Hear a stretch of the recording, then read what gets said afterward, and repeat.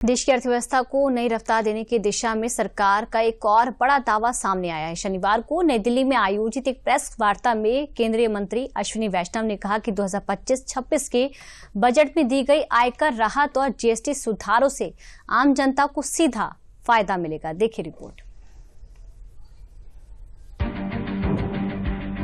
GST में reforms करके माननीय प्रधानमंत्री जी ने मिडिल क्लास परिवारों को एक बहुत बड़ी राहत दी है, बहुत बड़ा एक तोहफा दिया है। जीएसटी में जिस तरह के सुधार हुए हैं, ये सुधार हमारे देश के 140 करोड़ देशवासियों के जीवन में एक बड़ी राहत के रूप में आए हैं। केंद्रीय मंत्री अश्विनी वैष्णव ने अपने बयान में 2025-26 के बजट में दी गई आयकर राहत और जीएसटी सुधार से देश की अर्थव्यवस्था को नई गति मिलने की बात कही है।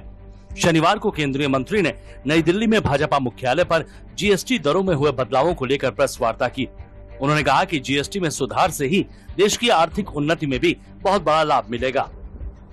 जीएसटी के रिफॉर्म से देश के आर्थिक उन्नति में भी बहुत बड़ा एक लाभ मिलेगा।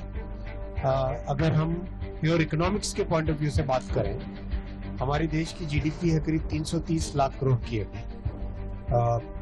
इसमें से करीब 202 लाख करोड़ हमारा कंजम्पशन है, 202 आउट ऑफ 330।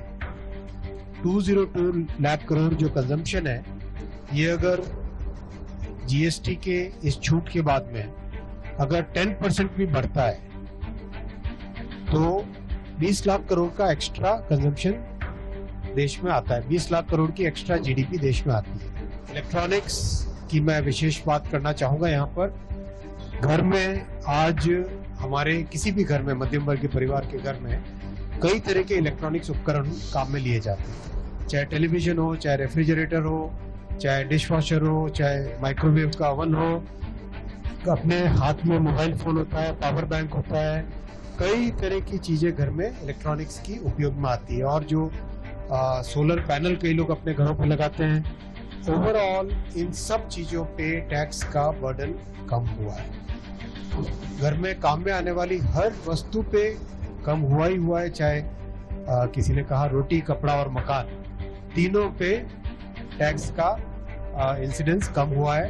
केंद्रीय मंत्री ने कहा कि सरकार का ये कदम आम लोगों के जीवन को आसान बनाने के साथ विकास की दिशा में बड़ा बदलाव साबित होगा। उन्होंने कहा कि देश अब हर क्षेत्र में आगे बढ़ रहा है। उन्होंने देशवासियों से स्वदेशी वस्तुओं का इस्तेमाल करने की अपील भी की है।